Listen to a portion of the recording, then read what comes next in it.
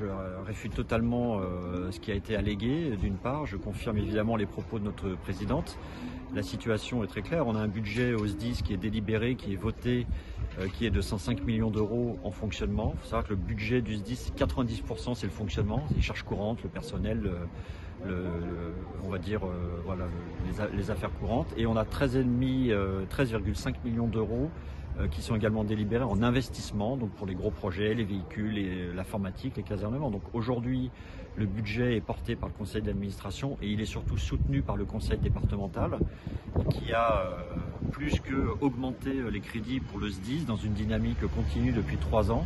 Et il n'y a absolument aucun doute, aucune inquiétude à avoir sur à la fois les réalisations budgétaires et sur la solvabilité du SDIS. Donc c'est une information qui est particulièrement anxiogène et qui est, là je reprends les propos de la présidente, complètement incompréhensible.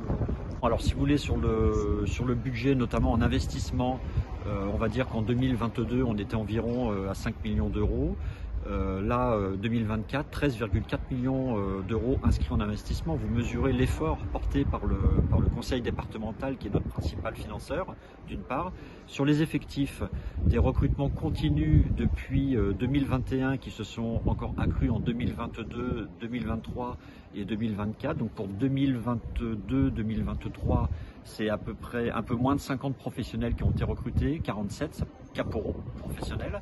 En 2024, on a déjà réalisé une première formation avec 20 nouveaux caporaux. On en a 2 autres qui sont prévus d'ici la fin de l'année, ce qui doit porter notre effectif recruté en personnel professionnel à environ 70 en 2024. On a ouvert un concours pour les années 2025 et suivantes pour 120 places.